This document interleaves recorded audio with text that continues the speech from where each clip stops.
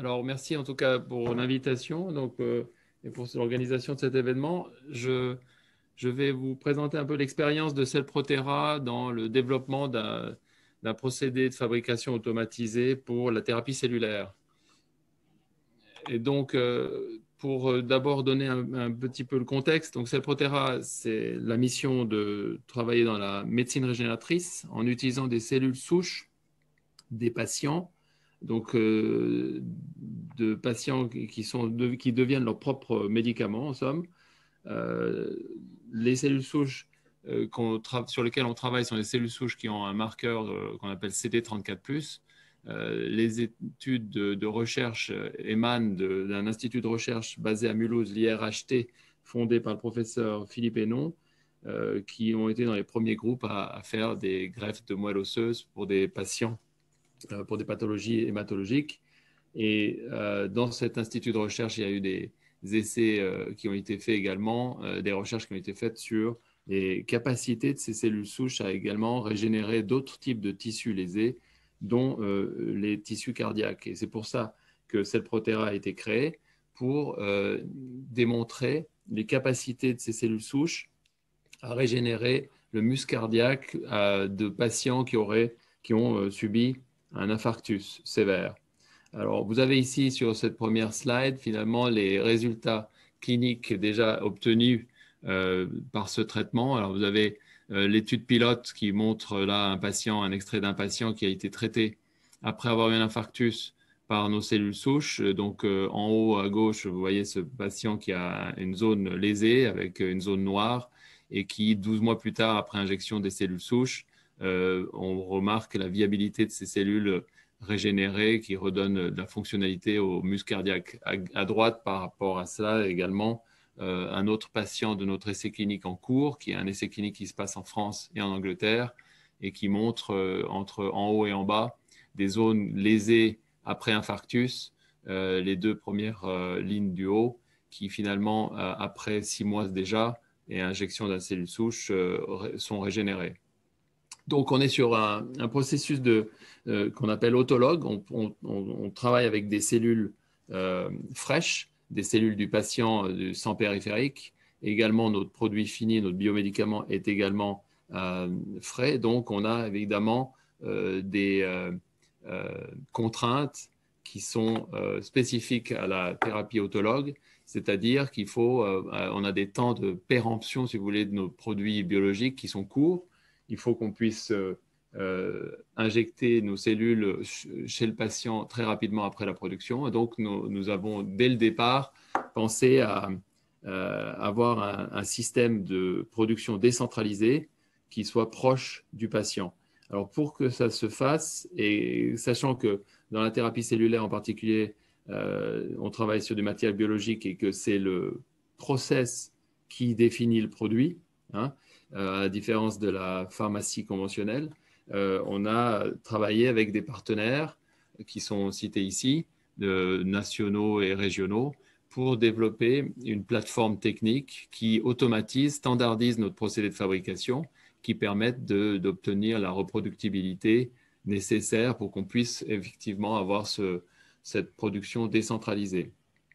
Donc, cet automate que vous voyez ici et ces kits sont actuellement en utilisation en France, en Angleterre et également à Singapour. En fait, c'est un greffon, une production par patient. On a pu démontrer donc que c'est possible, la production décentralisée avec une qualification de centre dans différents pays est possible. Par contre, c'est vrai que l'expérience a montré que c'était quand même un effort substantiel d'arriver à qualifier notre procédé de fabrication de façon à ce qu'il réponde aux spécifications. C'est très cher, c'est très long et il y a quand même un risque d'erreur parce que notre plateforme n'était pas encore totalement automatisée ni intégrée. De ce fait, et prenant en compte le fait que c'est quand même une pathologie, hein, donc les patients atteints d'infarctus, on peut estimer sévère, on peut estimer qu'il y en a environ une 20 à 30 000 en France par année. Sur le monde entier, on peut parler d'1 million. Donc, comment faire pour augmenter notre capacité, comment faire pour éviter les risques opérateurs dépendants, comment faire pour réduire ces temps de production.